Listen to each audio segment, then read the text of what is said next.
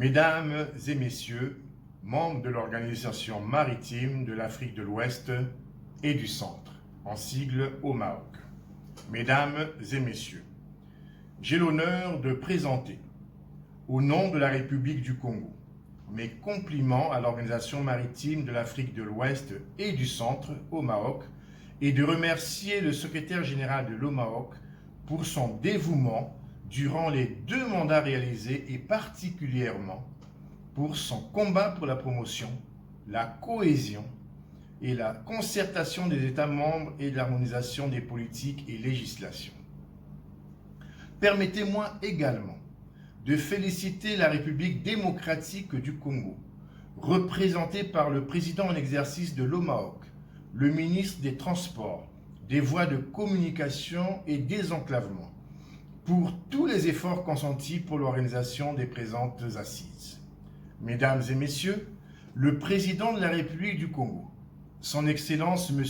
Denis Sassou Nguesso, dans son programme de société, a réservé une place de choix au développement économique en général et de façon particulière à l'intensification des échanges par voie maritime entre les pays de la sous-région, de la Communauté économique et monétaire d'Afrique centrale, la Communauté économique des États d'Afrique centrale et de la région d'Afrique de l'Ouest et du Centre.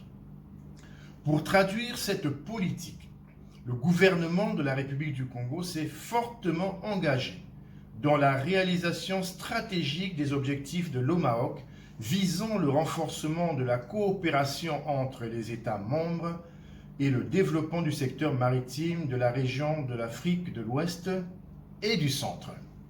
À ce titre, nous mettons tout en œuvre pour contribuer au bon fonctionnement de notre organisation sous-régionale au plan juridique, administratif, institutionnel, technique et financier. Depuis la création de l'OMAOC, à travers l'adoption de la charte d'Abidjan de 1975, les gouvernements de la région de l'Afrique de l'Ouest et du Centre se sont attelés à orienter leur stratégie maritime vers une gouvernance durable des mers et des océans. C'est dans cette optique que l'OMAOC, qui doit s'adapter aux mutations intervenues dans le secteur des transports maritimes et de la marine marchande, doit être un maillon important pour le développement des économies des États de l'Afrique de l'Ouest et du Centre. La participation aux transports maritimes internationaux, le respect du droit maritime international, l'acquisition d'infrastructures maritimes et portuaires, la sécurité de la relève d'équipage, l'application stricte des protocoles, notamment ceux visant la réduction des risques de propagation de la pandémie de Covid-19, sont des défis à relever. Mais la lutte contre cette pandémie ne doit pas nous faire perdre de vue l'importance des questions de sécurité et de sûreté maritime, de prévention et de lutte contre la pollution, des actes de piraterie, de vol à main armée et de toutes sortes d'actes illicites. Notre région de l'Afrique de l'Ouest et du Centre présente des atouts et des perspectives majeures dans le domaine maritime. De ce fait, nos objectifs demeurent de créer des meilleures conditions de partenariat et de développer un environnement propice pour améliorer les capacités d'investissement des projets maritimes. Mesdames et messieurs, la République du Congo a ratifié la majeure partie des conventions maritimes internationales prescrites par l'Organisation maritime internationale, OMI.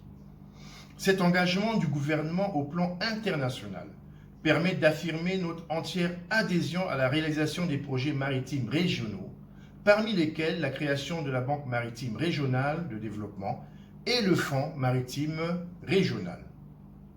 Ces assises permettront, sans nul doute, de relancer et de continuer à rendre encore plus dynamique notre organisation maritime régionale qui doit être à la hauteur des ambitions que nous avons en partage. Nous aurons aussi à nous prononcer sur l'élection du nouveau secrétaire général de l'OMAOC. Notre responsabilité est de primer l'élite maritime de notre sous-région dans l'intérêt général. Je ne saurais clore mon propos sans vous assurer de l'entière disponibilité du gouvernement de la République du Congo de poursuivre ses contributions multiformes pour le développement harmonieux de notre organisation. Plein succès aux travaux de la 8e réunion du Bureau des ministres et de la 15e session de l'Assemblée générale de l'OMAOC. Vive l'Organisation maritime de l'Afrique de l'Ouest et du Centre.